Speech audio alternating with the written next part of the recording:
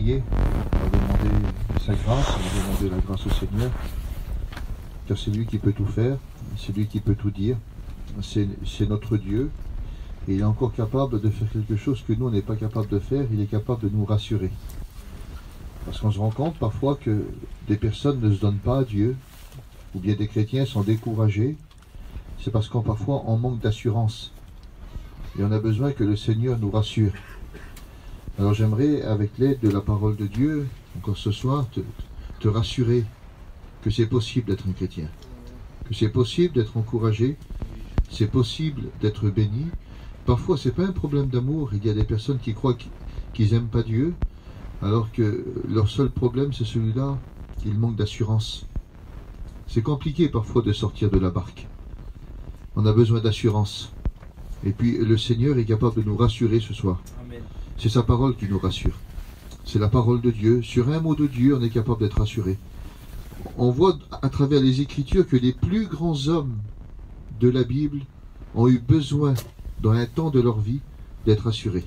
Ils ont eu besoin que le Seigneur vienne vers eux, qu'il leur parle, qu'il les encourage. Dimanche, on a parlé de l'apôtre Paul et on voit qu'à un moment, le Seigneur vient vers lui et qui lui dit « N'aie pas peur, prends courage.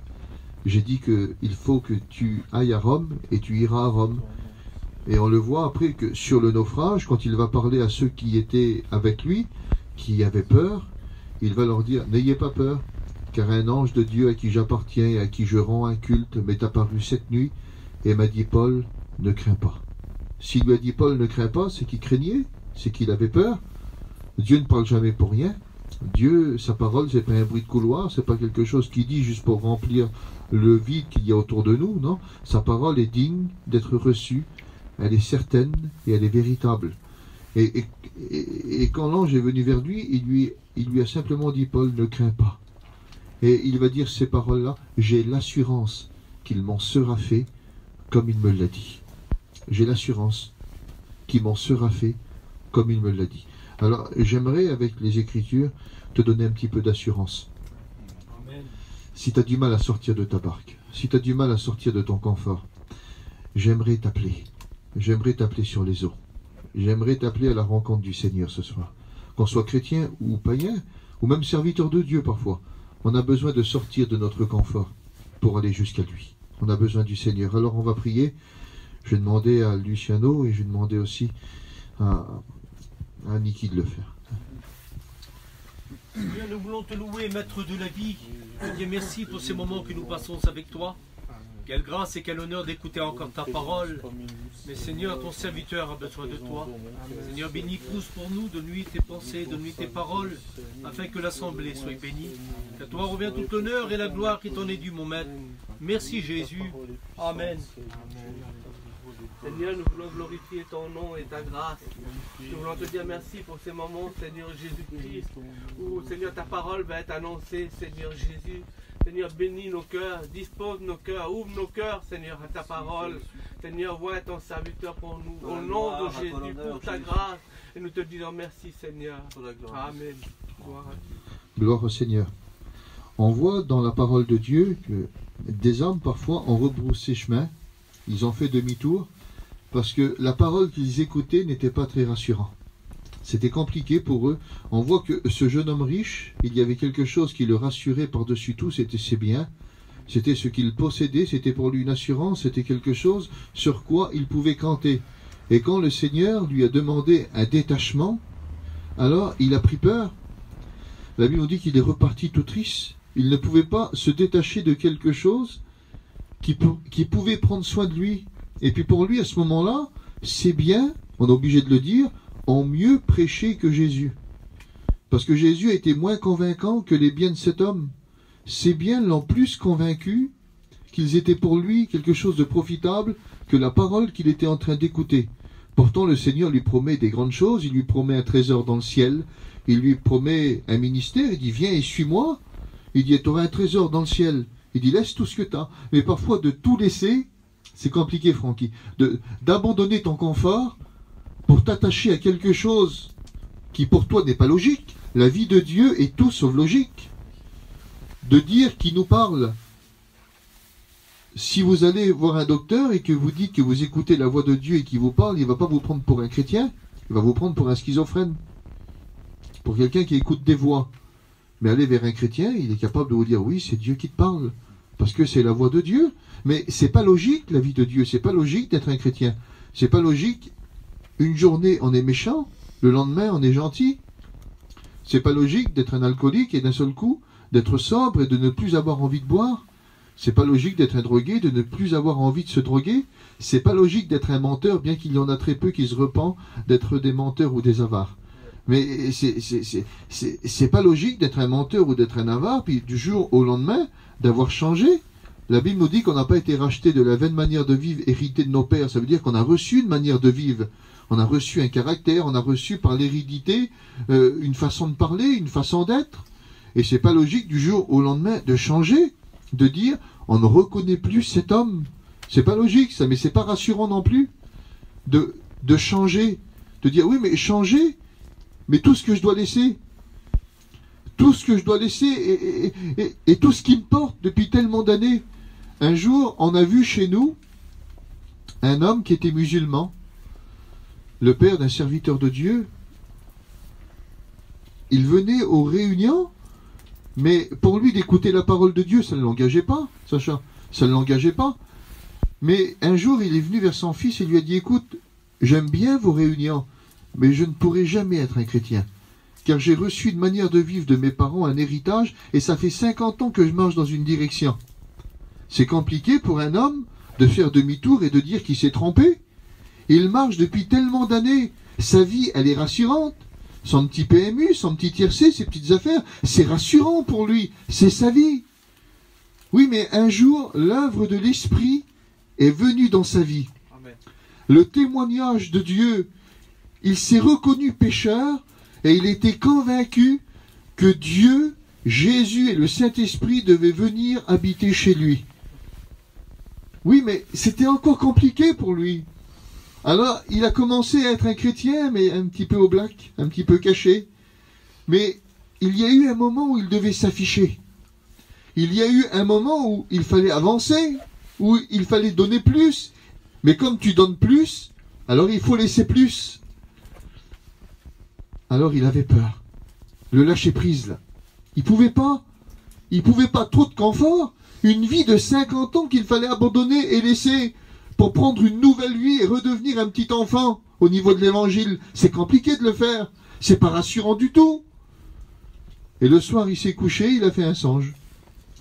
Il était sur un chemin, mais juste le début d'un chemin. Et il était juste à l'entrée du chemin, mais il n'osait pas faire le pas. Et d'un seul coup, il a vu arriver du chemin 2 serviteurs de Dieu qui connaissaient. Ils lui ont dit, Momo, ils lui ont pris chacun une main. Avance, t'es sur le bon chemin. Et ils l'ont fait avancer. Et il a fait un pas. Et il s'est réveillé. Et quand il s'est réveillé, il a dit, je suis un chrétien, je veux me baptiser. Mais c'était compliqué. Il aimait Dieu. Il y avait une œuvre qui s'était faite. Mais il y avait quelque chose qui l'empêchait d'avancer. C'était de l'assurance. Il n'avait pas d'assurance. Il y avait tellement de pensées qui lui disaient, dans ton état où tu es, il y a trop de choses qu'il faut laisser. Tu t'imagines le pas qu'il faut faire là? Tu vas abandonner 50 ans de ta vie pour te tourner sur quelque chose où il faudra tout refaire, où il faudra tout apprendre. Il faut désapprendre ta vie pour réapprendre autre chose. C'est compliqué. Il y a des hommes parfois qui avaient 30 ans, 40 ans. C'est pas des jeunes de 15 ans qui n'ont rien vu de la vie. C'est compliqué quand on a 30 ans, 35 ans, 40 ans, de réapprendre autre chose, de vivre autrement, d'aimer autrement. C'est compliqué pour ces gens-là. Alors moi, j'aimerais dire, même pour le chrétien, parfois qui est un peu découragé, j'aimerais te dire que le Dieu que nous avons, c'est un Dieu qui nous rassure. C'est un Dieu qui nous laisse pas comme ça. On voit dans les Écritures que quand Moïse est pas très rassuré pour aller jusqu'en Égypte, on le voit, il discute avec Dieu. Jusqu'à temps qu'à un moment, Dieu va lui dire, ben, le bâton que tu as dans ta main, celui qui te servait pour conduire des moutons, avec ce bâton-là, tu vas conduire un peuple.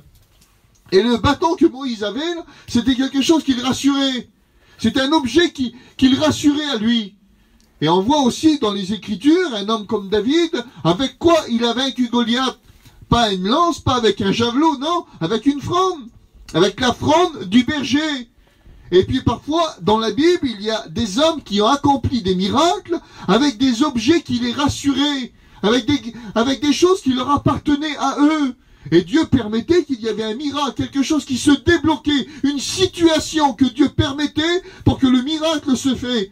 On voit aussi Élie, il y avait ce manteau qui symbolisait le prophète. Et la Bible nous dit qu'avec ce manteau, il l'a plié, il l'a roulé, il a coupé la mer en deux. C'est pas le manteau qui était intéressant, c'est pas le bâton de Moïse qui est intéressant, c'est ni la fronde de David, non, c'est celui qui est derrière ces objets et qui rassurait l'homme en question pour accomplir un miracle au niveau de Dieu. C'est ça qui est intéressant. Mais on voit que Dieu avait besoin de les rassurer. Le grand Élie a eu besoin d'être rassuré. Moïse a eu besoin d'être rassuré. David a eu besoin d'être rassuré. Alors ce soir, pourquoi pas toi? Pourquoi Dieu ne pourrait pas te rassurer? Pourquoi Dieu ne pourrait pas te dire ce soir que la vie que tu proposes, c'est pas un trésor, mais ce qu'il peut te proposer, c'est une perle, c'est un trésor dans le ciel, c'est quelque chose qui pourra te conduire, qui pourra t'aimer, qui pourra faire en sorte que tu sois servi de Dieu, que tu sois béni et que tu puisses rentrer dans autre chose. C'est possible ça, mais il faut être rassuré. On voit, la Bible nous dit que Job, Dieu lui a parlé. J'ai l'habitude de le dire et j'aime le dire, c'est au milieu de la tempête. C'est dans un lieu qui n'était pas calme. Au milieu d'une tempête, Dieu peut parler. Moi, je ne sais pas. Là, on est très calme. Mais je sais que parfois, ici, ça fait beaucoup de bruit. Il y a parfois des tempêtes qu'on ne voit pas. Hein. Oui, mais ça agit ici. Il y a plein de bruit. Mais le Seigneur est capable de faire taire les tempêtes. Il est capable de dire silence, tais-toi. Aucun homme n'est capable de le faire. Aucun homme n'est capable de le dire, ça. Mais lui est capable de faire ce que nous, on ne peut pas faire. L'indémêlable, il est capable de le démêler. Ce que tu ne peux pas faire, lui peut le faire pour toi. Mais il voudrait te rassurer. Te rassurer. Combien de fois j'ai eu besoin qu'il me rassure? Au sein de mon ministère, au sein de ma vie. Parfois, dans ma manière de diriger mon église, j'ai eu besoin qu'il me rassure. J'avais des peurs, j'avais des craintes, j'avais des frayeurs. Et puis, Jésus venait vers moi, puis il me disait, Cruz, rassure-toi, c'est moi. Et puis, quand il est là, quand il te parle, tu es rassuré. Je crois que Niki, tu as eu besoin que Dieu te rassure. Il y a eu un moment où tu as eu peur, où tu as eu de la crainte, quand tu as vu tous ces médecins venir en disant, monsieur, on va faire comme ça, on va faire comme ça. Mais toi, tu comprenais rien. Oui, mais quand lui vient, qui parle et qui dit, rassure-toi, tu comprends ça. Parce que tu es de la même nature que lui. Et son esprit témoigne à ton esprit ce que tu es. Et puis à ce moment-là, tu es rassuré. Et puis combien de fois il nous a rassurés. Combien de fois on a vu des païens sur la chaise avec une main qui pesait 300 kilos. Impossible de la lever, pourquoi? Parfois, juste pour une petite cigarette. Peur de ne pas être délivré, peur de ne pas être à la hauteur, peur parce que j'arriverai pas. Et combien de fois que la peur a empêché de se donner? La peur a empêché, combien de fois on a vu des personnes venir témoigner et dire combien de fois je voulais lever ma main mais je pouvais pas. J'avais peur. Je pouvais pas croire que d'être un chrétien c'est possible. Et un jour, quelque chose s'est débloqué, la peur s'est effacée et l'acceptation est arrivée. Ils se sont donnés à Dieu. Pourquoi? Ils ont été rassurés. Dieu les a rassurés. Jésus les a rassurés. Mais il faut se laisser faire. Il faut accepter d'être rassuré. Parfois, on a vu des hommes refuser d'être rassurés. Parce qu'il y avait autre chose qui les rassurait plus, ce qu'ils possédaient. Et il y a un homme dans les Écritures. Il s'appelle Pierre. Vous le connaissez? C'est un pêcheur du lac. Lui, les barques, il connaît. L'eau, il connaît. Le lac de Galilée, il le connaît. Il le connaît par cœur. Et puis j'ai fait une expérience, c'est même pas une expérience, c'était juste, voilà, une réflexion. J'étais sur le lac de Galilée, puis Juanito est en train de prêcher, puis moi je regardais le lac, et puis quand on lit la Bible, on a l'impression que c'était un faux lac, que c'était pas un vrai. Parfois on lit les histoires de la Bible comme si on pouvait regarder un film au cinéma, comme si que ce serait de la mythologie, comme si que ça ne s'est pas passé. Mais ça s'est passé en vrai.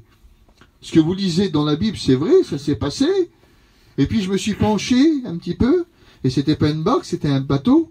Et puis j'ai regardé les eaux, c'est pas un petit lac, il y a des belles vagues.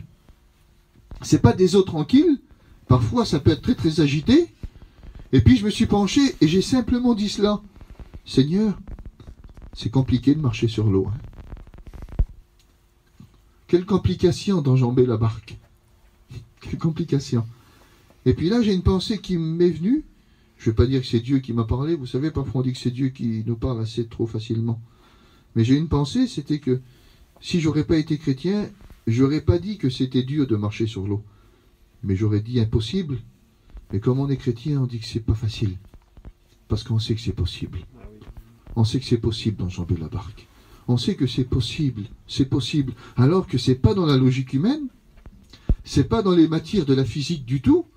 Normalement, quand tu mets un pied sur l'eau, tu t'enfonces. C'est la logique. C'est logique. On va pas être des fous quand même. Un jour, il y a une personne qui a dit « Je vais faire comme le Seigneur, je vais marcher sur l'eau ». Il a appelé tous les chrétiens de l'église, il a dit « Venez avec moi ». Il est venu devant un lac, il a sauté. Il a coulé. Et le problème, c'est qu'il ne savait pas nager. Ben, il est mort. Parfois, on peut faire des choses, c'est pas de la foi, c'est de la folie. Et ce jour-là, c'était pas de la foi, c'était de la folie. Une chose que Dieu ne nous fait pas faire, c'est de la folie. Mais ce jour-là, Pierre est dans la barque, il est avec ses collègues, une grande tempête arrive, et la Bible nous dit que Jésus est encore sur la terre. Et la Bible nous dit qu'il vient les rejoindre. Comment? En marchant sur l'eau. Il vient en marchant sur l'eau. Et la Bible nous dit qu'à ce moment-là, quand les apôtres et Pierre vont voir Jésus, la Bible nous dit qu'ils vont crier par la peur. Et ils vont croire que c'est un fantôme. Ils vont croire que c'est une apparition. Ils vont crier au secours. Et j'aimerais qu'on lit ensemble qu'est-ce que Jésus a dit. Quand les disciples virent sur la mer, ils furent troublés et dirent c'est un fantôme. Et dans leur frayeur, ils poussèrent des cris.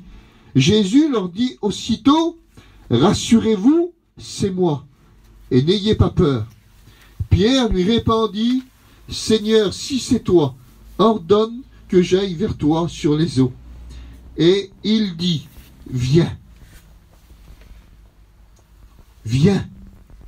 Combien de réunions où on a écouté le Seigneur dire, viens, avance, fais le pas. Combien de fois qu'on a vu ça, Luciano, dans des prophéties à plus en terminer, des appels, et on voit que les personnes résistent. Ben, j'arrive à comprendre. Parce que c'est pas facile de sortir de la barque. C'est pas facile de tout abandonner. C'est pas facile de sortir de son confort. C'est pas facile de sortir de quelque chose qui te domine. C'est pas facile. J'ai fait une expérience. On était en République tchèque. Puis moi, quand je suis en République tchèque, je prêche en français. Parce que je connais que le français. Et puis les garçons me traduisent en manouche. Et le manouche est traduit par un tchèque en tchèque. Donc il y a 3 langues qui est traduites.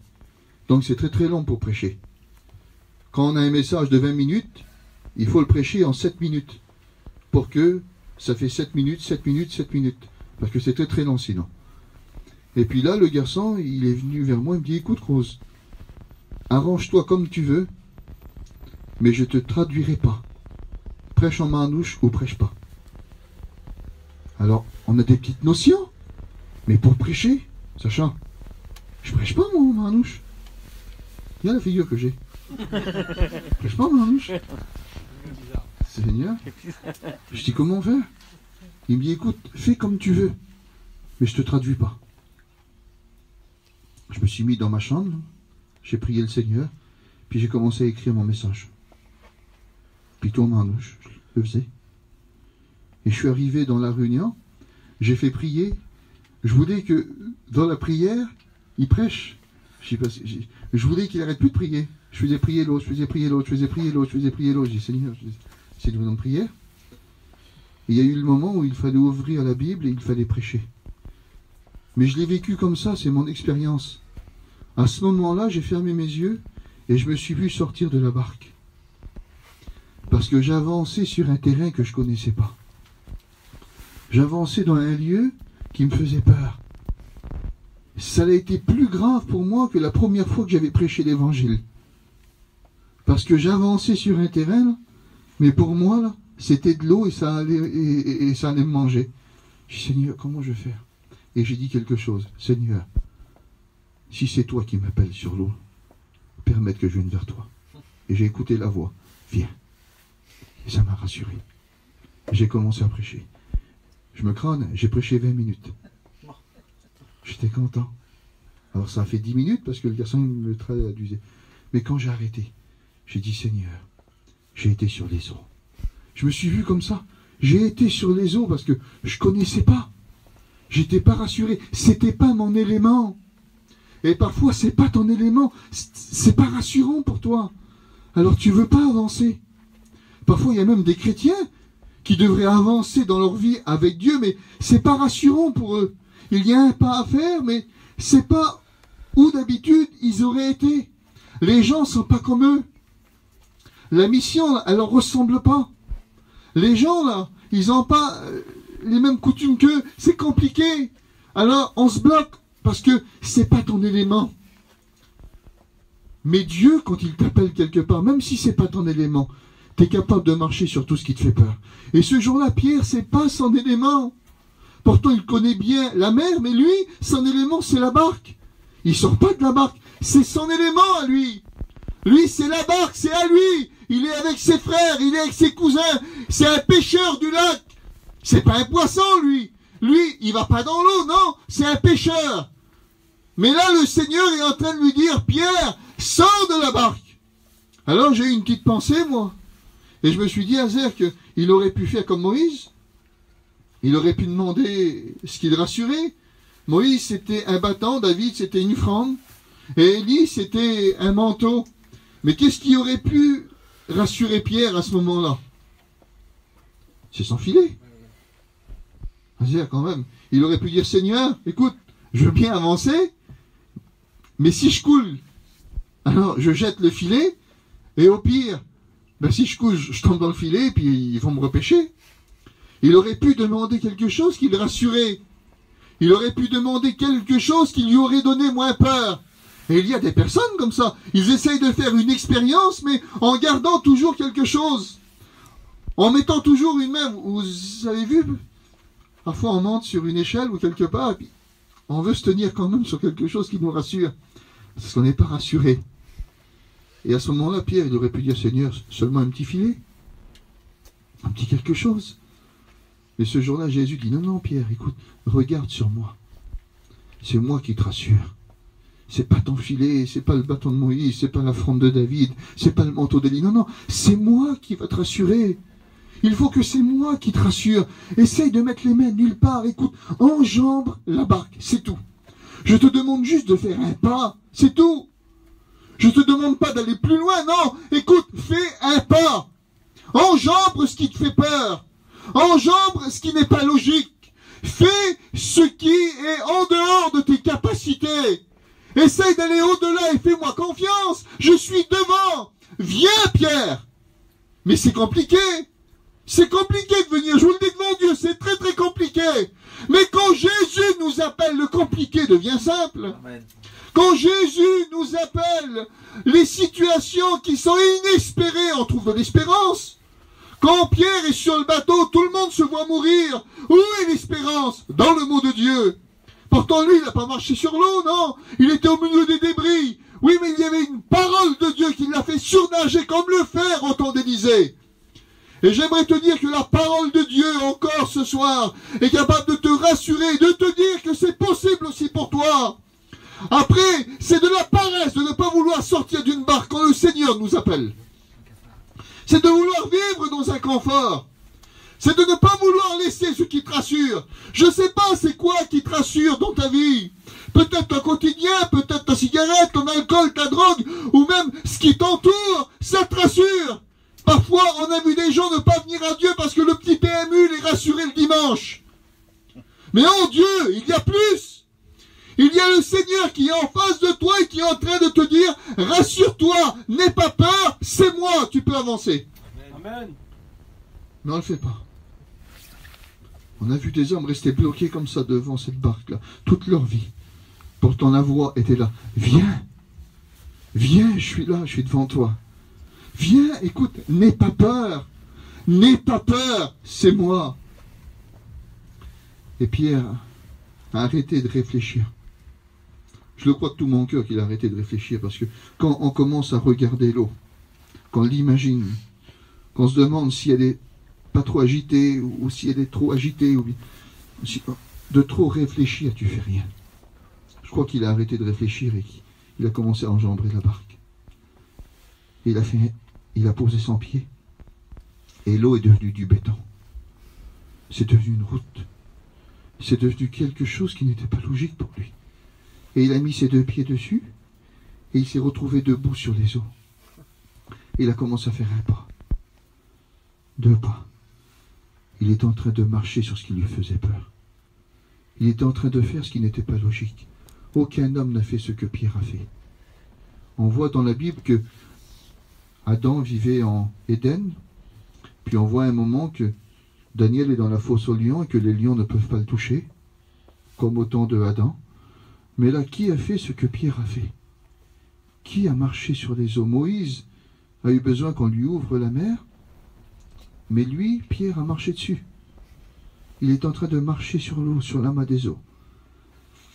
Mais écoutez ce que la Bible dit, que le vent était si fort qu'il a eu peur et qu'il a commencé à s'enfoncer. Il y en a parfois qui ont eu des petits débuts dans le Seigneur, des bons débuts. Ils ont commencé à marcher. C'était des vainqueurs, c'était des bénis, mais une petite peur. Je connais un garçon, il s'est converti, il s'est donné à Dieu. Un chrétien extraordinaire, il s'est baptisé. Il témoignait partout, lui, chez nous, il témoignait partout. C'était un chrétien, il était béni. Et ses copains ont venu, ils l'ont appelé, ont eu une après-midi, il s'est promené avec ses copains, il leur parlait du Seigneur. Et puis il s'est retrouvé dans un petit café, et il a bu 3 bières avec ses copains. Il n'aurait pas dû le faire. C'est des inconvertis, lui, il n'était plus inconverti, il n'aurait pas dû le faire, mais il l'a fait. Et quand il a bu les 3 bières, là, il est rentré chez lui et il s'est condamné. Seigneur, qu'est-ce que j'ai fait? Il s'est enfoncé quelques instants. Au mieux de prier, parce que vous savez qu'est-ce que Pierre a fait? Il a juste fait ça. Quand il a vu qu'il s'enfonçait, il a tendu la main vers Jésus et il lui a dit, Seigneur, sauve-moi. Et à ce moment-là, la Bible nous dit que Jésus l'a saisi. Il l'a saisi. Mais lui, il ne l'a pas fait, ça. Tu sais comment qu'il a fini? Il a laissé tomber. C'est un chrétien, il aimait Dieu. Aujourd'hui, comme tu lui parles du Seigneur, il fait pleurer. Quand il a laissé tomber Dieu, il est retombé 15 fois plus dans l'alcool. Il s'est drogué 15 fois plus. Il a perdu son foyer. C'était un baptisé. Puis aujourd'hui, il vit dans l'adultère. 3 pierres. Il s'est enfoncé. Il n'a pas su tendre la main. Il a coulé, il a sombré. Combien qu'on en a vu des comme ça? Combien qu'on en a vu des comme ça? Alors que c'est si simple de tendre la main vers lui. Amen. Et de lui dire, Seigneur, sauve-moi. Sauve-moi, Seigneur. C'est pas de l'orgueil, ça, c'est de l'humilité. De dire, Seigneur, moi je ne peux pas le faire, mais Seigneur, sauve-moi. Et la Bible nous dit que Jésus a saisi. Il l'a pris par la main. Il s'enfonçait, il l'a pris par la main. Il lui a simplement dit, pourquoi as-tu douté? Pourquoi tu as douté? Et j'aimerais te le dire ce soir, pourquoi tu doutes? Pourquoi tu doutes? Pourquoi tu doutes? Pourquoi tu ne saisis pas sa main? Et la Bible nous dit que quand il a saisi sa main, ils ont rentré tous les deux dans la barque. Et il l'a ramené. Mais Jésus était là. Amen. Jésus est rentré dans sa barque, il était là. Seigneur, j'aimerais te dire que la première des choses que tu dois faire, c'est pas essayer de ramener Jésus dans ta misère. C'est grave, c'est ce que je suis en train de dire. Hein? Mais tu ne dois pas essayer premièrement de ramener Jésus dans ta misère. C'est la Bible qui le dit, c'est pas moi. Jésus a dit, quand je serai élevé, c'est pas à moi de venir vers toi. C'est à toi de venir vers moi. Il dit, quand je serai élevé et j'attirerai tous les hommes à moi. C'est à toi de venir à Golgotha. C'est à toi de venir vers lui. C'est à toi de tendre la main. La Bible dit que quand tu frappes, alors il ouvre. Mais c'est à toi de venir vers lui. Parfois, vous savez, aujourd'hui, on prêche un évangile, parfois, où on imagine Jésus derrière une porte qui est tout tremblant et il faut lui rouvrir parce qu'il a froid. Et puis, bon, ben d'accord, alors je me donne à Dieu, alors. Seigneur, c'est lui qui nous rend service. C'est nous les misérables, c'est pas lui. Crois-moi, le misérable, c'est toi. Le misérable, c'est pas lui. Lui, c'est le secours qui marche sur les eaux, qui est capable de te tendre la main et de te sortir de ta misère. Mais c'est à toi de faire l'effort. C'est à toi de faire ce pas-là. On ne pourra pas le faire pour toi. On ne pourra jamais le faire pour toi, même si tes parents t'aiment. Même si ta compagne, elle t'aime. Même si toutes les personnes autour de toi, même si tu as grandi dans un foyer chrétien, même si tu as grandi dans la mission, ça ne sauve pas ça. Il faut sortir de la barque. Il faut marcher sur ce qui te fait peur. Il faut avancer vers celui qui est capable de tout faire. Et il faut tendre la main vers lui et lui dire, Seigneur, sauve-moi. Sauve-moi, Seigneur. Et quand tu tends la main vers lui, naturellement, il te sauve. La Bible nous dit qu'il ne te laissera jamais dans la misère. La Bible nous dit que l'ami aime en tout temps. Et que dans le malheur, il se montre un frère. Jésus, c'est le Sauveur. Il est apparu pourquoi? L'Esprit du Seigneur est sur moi parce qu'il m'a oint pour annoncer une bonne nouvelle aux pauvres. Il est venu pour annoncer une bonne nouvelle, le Seigneur. Il a dit pour libérer les captifs des prisons, pour annoncer une année de grâce. Il n'est pas venu pour accuser les hommes, pour les rabaisser. Un jour, ces gens et un autre apôtre, devant le refus de ces personnes-là d'écouter Jésus, ils vont dire, Seigneur, tu veux qu'on fait descendre le feu du ciel et qu'on les consume à eux? Il va dire, mais vous ne savez pas de quel esprit vous êtes animés. Je ne suis pas venu pour perdre, mais je suis venu pour sauver les hommes. Nous, on n'est pas là pour vous juger. Moi, je ne juge personne ce soir. Je veux simplement t'aider. Je veux simplement te rassurer en te disant, écoute, en dehors de la barque, même si ça te fait peur, sur tes eaux, il y a quelque chose qui est capable de te rassurer. C'est la présence du Seigneur Jésus. On prie le Seigneur ensemble? Amen.